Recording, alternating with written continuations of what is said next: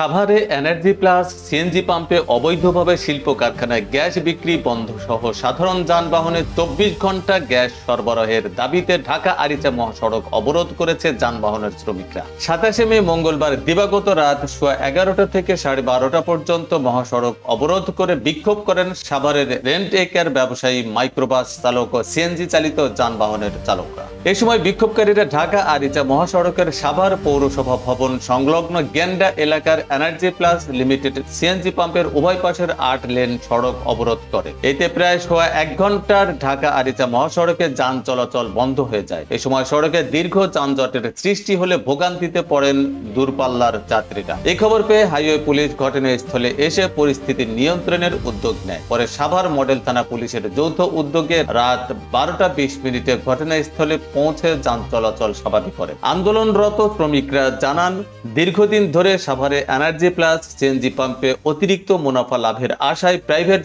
যানবাহনে গ্যাস না দিয়ে শিল্প কারখানায় বড় বড় কন্টেইনার গ্যাস দিয়ে যাচ্ছে। ফলে ভাড়ায় চালিত মাইক্রোবাস, প্রাইভেট কার, যাত্রীবাহী বাস সহ সকল প্রকার যানবাহন গ্যাস পাচ্ছে না। গ্যাস পেলেও গ্যাসের চাপ পাচ্ছে না। ফলে তারা যাত্রী বা রোগী নিয়ে গন্তব্যে পৌঁছাতে ভোগান্তির শিকার হচ্ছেন। আবার মাঝে রাস্তায় গাড়ি বন্ধ হয়ে যাচ্ছে। এরই প্রতিবাদে মঙ্গলবার দিবাগত রাত 11:30টার দিকে ঢাকা আরিচা মহাসড়ক অবরোধ করে বিক্ষোভ করেন তারা। পরে খবর পেয়ে আইন শৃঙ্খলা বাহিনীর সদস্যরা ঘটনাস্থলে এসে প্রথমে মহাসড়ক থেকে শ্রমিকদের সরিয়ে নেওয়ার চেষ্টা করেন। পরে সংশ্লিষ্টদের সাথে কথা বলে পরিবহন শ্রমিকদের দাবিগুলো মেনে নেওয়ার আশ্বাস দিলে তারা সড়ক ছেড়ে চলে যায়। এ বিষয়ে এনার্জি প্লাস সিএনজি পাম্পের স্টেশন ইনচার্জ আতাউর রহমান বলেন, সরকারিভাবে আমাদের নিয়ম আছে, তাই আমরা গ্যাস দেই।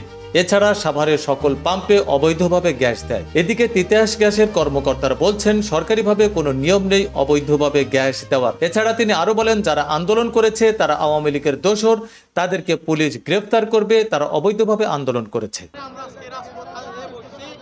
এখনো পর্যন্ত আমরা প্রায় 1 ঘন্টা ধরে বসে আছি। কোনো প্রশাসন এবং পুলিশ কেউ আমাদের সাথে সহযোগিতা করতেছে না।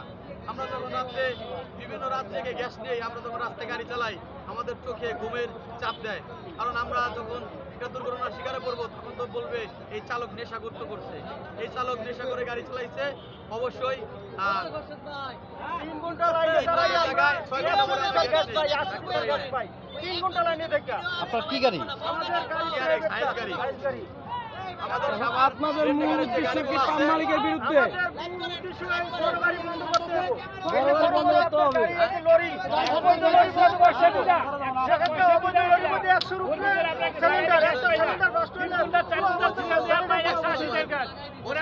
বিদ্যুৎ নাই, সাইনবোর্ড লাগাই রাখে সামনে বিদ্যুৎ নাই, কিন্তু বড় গাড়িতে গ্যাস দেয়।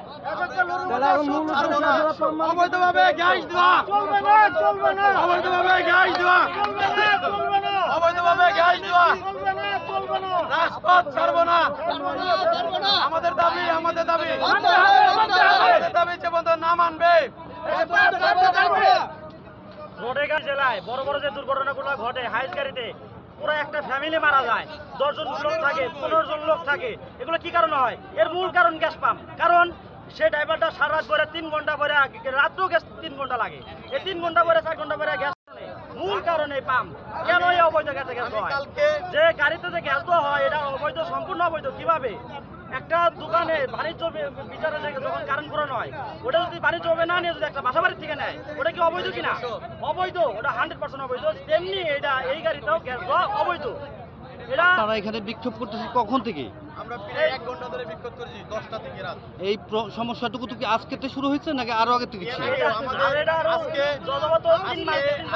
আমাদের হাইওয়ে চাপ, আমাদের আমিন বাজার আজকে অভিযান চালাইছে, কয়েকটা কন্টেইনার গাড়ি জব্দ করেছে ওখানে এবং বলছে যে এই গাড়িগুলো অবৈধ, এই গাড়িগুলো বিস্ফোরণ হলে পুরা বলে পুরো আমিন বাজারে ছড়াই যাবে এবং মানুষ ক্ষতি হবে। আমাদের এখানে পৌরসভা দেখেন, পাশে পৌরসভার মতো জায়গা। এই গাড়িগুলোতে কখনো এই সিলিন্ডারগুলা আমরা 5 বছর পর পর রিটেস্ট করি, কিন্তু ওনারা তা করে না। এই গাড়িগুলো যদি মানে বিস্ফোরণ হয়, আমার বাসাটা পাশেই, আমি একটা দুর্ঘটনায় ঘটবো, আশেপাশের ফ্যামিলি বাসা আছে, এরা দুর্ঘটনা ঘটবে, তাহলে এই অবৈধভাবে গ্যাস দেওয়া কখনো বন্ধ না। আমরা এর আগে আন্দোলন করেছি, এরা বলেছে যে আমরা এই কন্টেইনারতে গ্যাস দেওয়া বন্ধ করবো, কিন্তু তারা কখনোই বন্ধ করে না এবং টাকা খায়। এবং এই কন্টেইনারের ড্রাইভারটা আমরা যখন আজকে ডাকছি, তার শরীর দিয়ে পুরাটাই মদের গন্ধ, সে কথা বলতে পারে না। অত্র এলাকা না এই গ্যাসের কারণে। আমরা গ্যাস পাই না তাহলে। মানে এই কন্টেনার তো গ্যাসেই চলে। না না গ্যাসে এই কন্টেনারটা ভরা গ্যাসের পিছন। এই কন্টেনারগুলো ভরা গ্যাসের কন্টেনার ভরা গার্মেন্টসের কন্টেনারটা যখন নজলে লাগায় আপনি দেখেন তখন এই কন্টেনারের সম্পূর্ণ প্রেসারটা কন্টেনারে বাড়ায় দেয়, আমাদের প্রেসার থাকে যে জায়গায় দিয়ে তাহলে ওখানে 60-70 এই যে কন্টেনার বা বড় গাড়িগুলো এইগুলোর ভেতরে গ্যাসের বোতল। ভরা গ্যাসের 160টা বোতল। ওই 160টা বোতল কোন না 160টা বোতল। 160 বোতল আছে গাড়ি। রাস্তা বন্ধ করে দেয়, দিয়ে বন্ধ লিখে দেয়। এই দেখে আমরা গ্যাস পাই না। ভেতর যাই দেখি যে বড় বড় কন্টেনার গ্যাস দিচ্ছে। এই যে হাতে একটা আরেকটা বড় আর আপনাদের দাবিটা কি? আমাদের দাবি আমাদের এই যে বড় গাড়ি আগে আমাদের এই যে এখন এই যে পাম্পওয়ালারা এই ব্যাপারে কি বলে ভাই? পাম্পওয়ালা গ্যাস দিমু আপনারা যদি পারেন থাকা আমাদের আরো ভয় দেখা পুলিশ আইলে পুলিশ ম্যানেজ করে আরো চলে। আর এই যে আমি খারিয়ালে শিখালাম এক যে পরিচালনা করে সে বলে যে আমার দায়িত্ব আছে 160টা বোতল এটা গ্যাস আমরা দিব, তাহলে আপনি থাকা।